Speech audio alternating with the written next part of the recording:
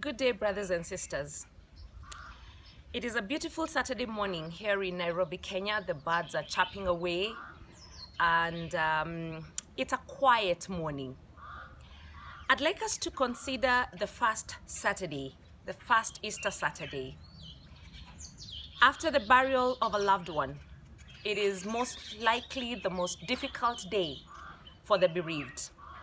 I'd like us to think about Mary, the mother of Jesus, and his friends, the disciples, what they were thinking, what they were doing on that Saturday morning. They had gone through a gruesome Thursday and Friday, events that would remain with them for the rest of their lives. They had lived to see the person they had loved so much, who had done so much good, being torn apart, literally and physically.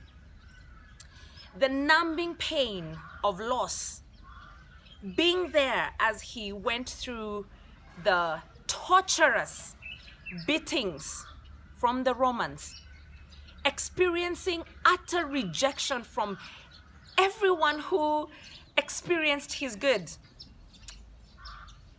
It must have been like we cannot imagine. Now, this is very different from what they had experienced for the 3 years they had been with him.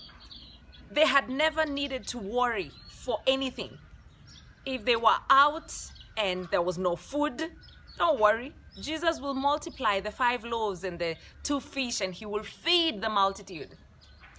When you're in a storm and you're threatened for life, don't worry. Jesus will stand up and he will calm the storm. When you're faced with situations that are difficult, like the demon-possessed, you don't need to worry. Jesus is there and he has the authority and he will quieten and rebuke the demons. But now Jesus is no longer there. On this Saturday morning, it is very likely they did not have breakfast because Jesus' lifeless body is lying in the tomb. The burial of Jesus followed the strictest rules as far as the commandments and the law of God had stipulated in the Old Testament. In the Orient, the dead are often in their graves, according to the present custom, within 2 or 3 hours of death. The customary practices of burial is that the body is washed and it is anointed with aromatic oils.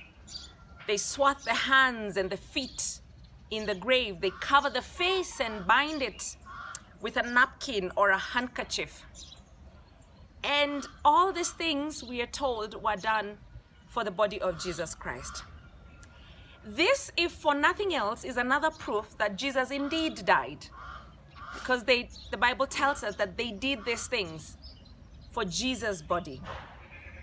But I'd want us to think about some of Jesus' last words before he died. Because these words capture for us the truth of Hebrews chapter 4 verse 15 that says, "For we do not have a high priest who is unable to sympathize with our weaknesses, but one who in every respect has been tempted as we are, yet without sin." His words when he cried, my Father, why hast thou forsaken me?" These words display his anguish in his last moments on the cross. The feeling of being forsaken, the feeling of being rejected, even abandoned.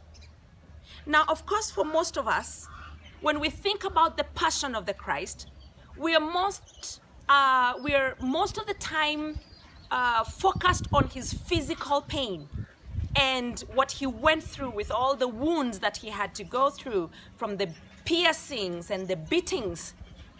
But I'd want us to consider his words on the cross as he's crying out to his Father, for us to see that besides the physical pain that Jesus had was a deep, heart-wrenching, emotional disconnection that he was experiencing from his Father.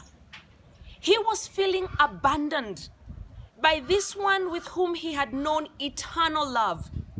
He had had this eternal relationship, love relationship with his Father, but this moment at the cross, he felt that he was being abandoned. But even in his death, Jesus at least teaches us three things that we can think about in those moments when we are feeling abandoned, when we are feeling rejected, when we are going through emotional heartaches, rejected by loved ones. Could be a spouse, could be children, could be your brothers and sisters or your friends. Three things we learn from Jesus. Number one is that the mission of God is not done even in death. We read from the scriptures that after he died, Jesus went to Sheol because his work was not done. He had to confront the one who held the keys of death and the grave. He still had a mission to accomplish. And so even for you, my brother and sister, even when you feel abandoned, God is not through in the work that he is doing in your life. Your mission, your life's mission is not yet finished. Number two, we learn that when you feel abandoned, you can speak out. Oh yes, even when he mumbled what he said, Elohi, Elohi, lama sabachthani, the people around him did not understand, and the people around you will not understand, but speak out. Speak out your prayer to God. Your feelings, even of brokenness, are valid. Raise them up to the Father in prayer, like Jesus did. And lastly, fill your mind with the knowledge that Jesus had concerning his Father. Read the Bible. God has spoken amazing things about himself and about his relationship to us that can sustain us in those moments when we feel abandoned, when we feel rejected, when we are in pain. Jesus knew that his Father is trustworthy. And that's why he cried and he said, in your hands I commend my spirit. The Father is trustworthy. The Father is powerful enough to raise the dead.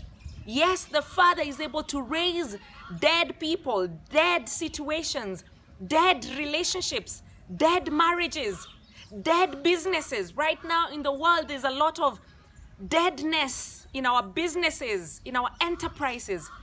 But if you fill your mind with the thoughts that Jesus had, then you will have confidence that Jesus has the power. God has the power.